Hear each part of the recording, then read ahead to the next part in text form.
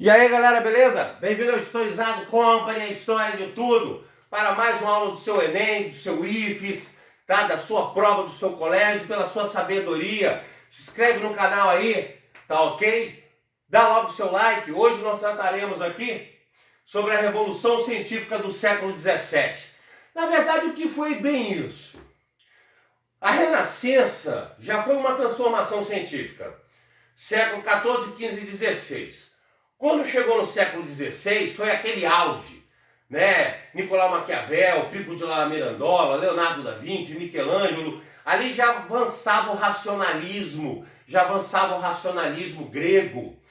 Quando veio o século XVII, tá? Esses homens, eles continuaram estudando na Europa. Por isso que nós chamamos de Revolução Científica do século XVII. Porque logo depois vem o século XVIII, que é o século das luzes, o iluminismo. Então a gente pode afirmar que o iluminismo foi o amadurecimento da Renascença. Mas no meio do caminho da Renascença e do iluminismo, nós tivemos essa Revolução Científica do século XVII, com alguns nomes, e esses caras são conhecidos também até como precursores do iluminismo, porque eles vão inspirar os filósofos iluministas. Eles vão inspirar a ciência razão, a ciência empírica, a ciência do laboratório. Posso citar alguns nomes para a gente entender aqui? Nesse caso, vamos lá. René Descartes. René Descartes é dono da famosa frase: penso, logo existo. Aí, ó. Penso, logo existo. Existo, por isso penso. O que René Descartes queria dizer justamente sobre isso? Sendo direto, que o homem é dono do seu destino. O homem é dono do seu destino. Você não precisa aceitar a política, você não precisa aceitar o rei absolutista, não precisa aceitar o mercantilismo, você pode mudar o que você quiser na sua vida. Quando ele fala penso, logo existo, existo, por isso penso, é que ele está dizendo que o homem tem consciência em si e para si. O homem tem consciência de que existe e que ele pode controlar a vida dele, ou seja, o homem é dono do próprio destino. René Descartes, ele não trabalhou só com filosofia, ele era físico e matemático. Ele é que desenvolveu o plano cartesiano lá, René Descartes, cartesiano, para várias coisas, principalmente a ideia das três dimensões. Uma maneira de provar que você existe são as três dimensões. Você está preso aqui, então isso prova você. Então René Descartes foi um dos grandes nomes para trabalhar justamente a ideia de que o homem era dono do destino dele, podia mudar a política, a economia, a religião, a sociedade. Compreendendo? Outro nome importante aqui, John Locke. John Locke, olha lá. John Locke e sua teoria. A teoria da tábula rasa, ou tábula rasa, como preferirem chamar. A teoria da tábula rasa, ou da tábula rasa. John Locke, ele vai dizer o seguinte: a mente humana é uma mesa vazia. Você nasce quando criancinha e você não tem nada. Você vai crescendo, aí eles colocam o absolutismo na sua cabeça, como fosse verdade absoluta. Eles colocam o mercantilismo na sua cabeça, como verdade absoluta. Eles colocam o cristianismo na sua cabeça, como verdade absoluta. E você cresce achando que aquelas bases, aquelas estruturas políticas, econômicas, sociais e religiosas são as únicas, as melhores e verdadeiras. Vem John Locke e diz que não. Ele diz que o homem nasce com a mente vazia, como a tábula rasa, uma mesa vazia. E você pode tirar o absolutismo e botar a democracia. Você pode tirar o capitalismo e botar o socialismo. Você pode tirar o cristianismo e botar o islamismo. Galera, se uma criança nasce de pais cristãos, mas é criada por pais muçulmanos, ela será o quê? Muçulmana quando crescer. Mas aí ela conheceu o budismo e virou budista. Olha só, Deus vai castigar ela? Não, porque a mente humana é uma tábula rasa. Você pode ser o que quiser.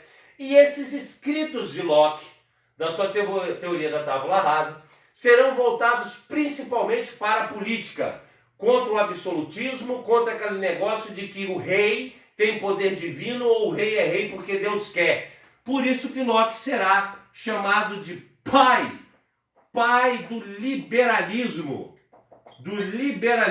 político aí. Pai do liberalismo político, ó. Tá vendo? Tranquilo? Um outro nome importante, e esse cara foi tudo, esse cara foi demais, seria justamente Isaac Newton. É esse mesmo, da física, né? Newton não era só físico, também era filósofo. E Newton, ele desenvolve então a teoria mecanicista. Newton desenvolve a teoria mecanicista. Por quê? Porque Newton vai descobrir por que as coisas caem. Galera, as coisas caem desde que o mundo é mundo. Sabe? Não teve filósofo grego, filósofo chinês ou indiano que explicava por que as coisas caíam. Não teve deuses que andaram sobre a terra que explicavam por que as coisas caíam. Não tem religião que explica por que as coisas caíam. E as coisas caíam. Só no século XVII que esse homem, Isaac Newton, consegue explicar por que as coisas caem. Claro que na Grécia Antiga existiam algumas experiências, tá entendendo? Mas nada certo. E não podemos tirar o mérito de Galileu, né? Onde Galileu fazia seus testes de queda de corpos, né? Que já estava se aproximando da gravidade, claro. Mas Isaac Newton, ele vai entender que existia uma força universal e que essa força universal, ela controlava o funcionamento do universo em todos os sentidos. Compreenderam? Então ele vai dizer que o universo é mecânico. A historinha da maçã nunca existiu. Na verdade, os físicos, tá, na Inglaterra inventaram a historinha para mostrar que a mesma força que derrubou uma pequena maçã, né, é a força que mantém a Terra girando em torno do Sol e a Lua em torno da Terra. Olha só, é a mesma força, a historinha só nasceu para isso. A queda da maçã é essa força no microcosmo. O universo, ou seja, o sistema planetário, é justamente o macrocosmo. Então Newton explica a gravidade no século XVII, vai ser um maior sucesso, é uma teoria mecanicista, e isso deixa claro, galera, que o universo é mecânico.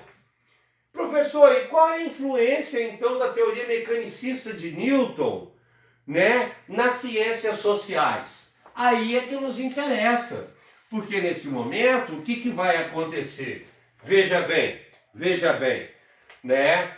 Ora, se o universo é mecânico, a Terra gira em torno do Sol, a Lua em torno da Terra, o corpo humano também é mecânico.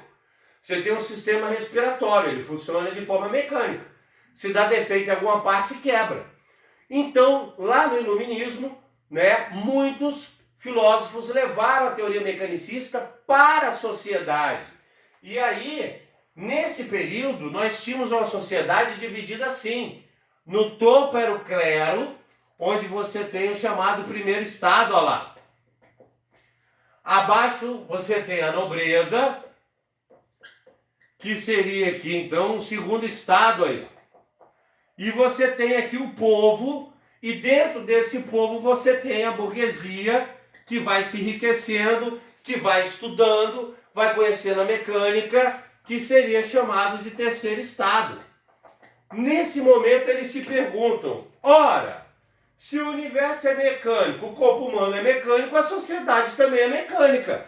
Primeiro estado, segundo estado, terceiro estado. Quem foi que disse, pergunta a burguesia, quem foi que disse que Deus é que colocou o clero no primeiro estado? Quem foi que disse que Deus quis que esse cara nascesse nobre? Não, a gente pode derrubar eles do poder e a gente subir ao poder. É isso aí, iluminismo, Revolução Francesa, depois unificação italiana, unificação alemã, independência dos Estados Unidos. A burguesia, aplicando a teoria mecanicista, né, faz suas revoluções e derruba do poder o clero e a nobreza. E pergunta a vocês, quem hoje está no poder do mundo? Que grupo social? Isso mesmo, galera, a burguesia. Ficou claro a influência no iluminismo e nas transformações do mundo da teoria mecanicista de Newton?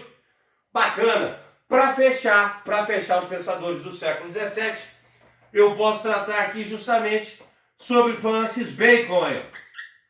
Francis Bacon. Bacon mesmo. Ele escreveu um livro chamado A Empiria, onde nesse momento ele explica a necessidade da prova científica. Porque, galera, nós já somos resultados dos iluministas. Nós já somos resultados da ciência. A gente já entende a ciência, tudo a gente já quer prova científica.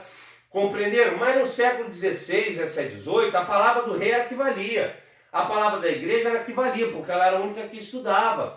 Então Francis Bacon escreve um livro dessa grossura, chamado A Empiria, para mostrar a necessidade da prova científica das coisas.